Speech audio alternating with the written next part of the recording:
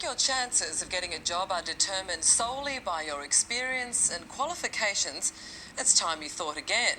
New university research has found the most important thing on your resume is your name. Pippa Gardner on the real secret to success.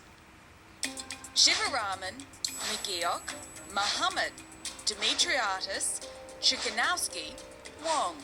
What's in a name? More than you probably think. A study by Melbourne University found your name can affect every facet of your life. Your popularity, your job prospects, even your chances of getting elected. Those with a simple and easy to pronounce name are more likely to get ahead. Our family has solved this problem for generations simply by calling all the males in our family John. When I was in primary school, there was a boy called Mabul. It's an Arabic name. It's pronounced Maqbul. That's the pronunciation, but you know, Anglos can't pronounce it properly. But unfortunately for Maqbul, his surname is Zahari, which is a common Arabic name.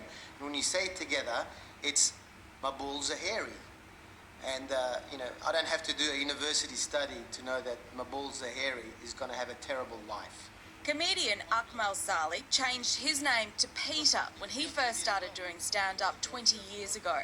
So I thought if I was Peter, maybe people won't realise I'm ethnic. And they were onto me. I underestimated the intelligence of my audience. According to the study, easy-to-pronounce names are judged more positively than difficult-to-pronounce names. And that's why I changed my name to Peter, because everyone knows that Peter. But people are going to like me if I'm Peter and not Ahmal, which is the precise pronunciation, very difficult to get right. The study also found lawyers with more easily pronounceable names occupied superior positions within their firm. I thought there was only one name for lawyers. And we can't let journalist Joe Hildebrand say that on television. Australians just like everything to be normal, to be safe, to be plain. No alarms, no surprises. So if someone comes up and says, "Hi, my name's Don," no problem. Your name is the first impression that anyone gets from you in many situations. If we can't pronounce a name or imagine a person with a hard-to-pronounce name, say, managing our company, it automatically puts up a barrier, says psychologist Sally Ann McCormack. I don't know that it's prejudice. I think it's just human nature. Depends what you're going for as well. Like Muhammad Abdullah, if he's applying for a job as a pilot, might be interviewed. Oh, no, not you guys have got a terrible history flying planes. My original name is Peng Lu. I changed it to Vincent Law. He might live in the land of the fair go, but when it came to his name, Vincent Law felt he had to change it to get one. When I did my PhD, I was expected to publish a paper. I thought the journal editor could associate your Asian name with your poor English language proficiency.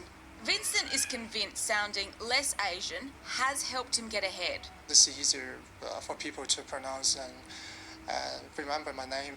There is evidence to back up his decision. Professor Alison Booth, along with a team of researchers from the Australian National University, put Aussie employers to the name discrimination test. The experiment involved sending 4,000 fake CVs to employers in Sydney, Brisbane and Melbourne. Each resume was identical, same qualifications, same experience. The only point of difference, the name. An equal number of applicants had Anglo-Saxon, Italian, Indigenous, Middle Eastern and Chinese names. We found that the people with the Anglo names were most likely to get a call back. Italians had to submit 12% more applications than someone with an Anglo-Saxon name to get a callback. Indigenous applicants, 35%, Middle Eastern, 64%, and Chinese, 68%. It tells us about Australia that there's still quite a lot of discrimination. My English is fine, I grew up here, but when I send them letters and I sign it down the bottom and it says my name, sometimes they think that I can't speak proper English because of my name.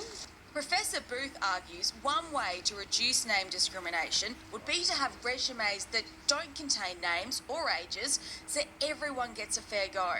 People do say that we brag about being a country with a fair go, but if you look historically at our country, we haven't, in fact. The psychology is to have a name that people will remember, that people will think about, and that people can, develop an image when they hear that name. So, bearing that in mind, Akmal decided he was Peter no longer. When September 11 happened, I thought this is a really good time to be an Arab, because everyone loves Arabs. Who doesn't, hey? Everyone knows an Arab that they love. Occasionally you get one that explodes. Avoid those. There's always a bad one, but generally speaking, they're very okay, And so I'm comfortable now with Akmal.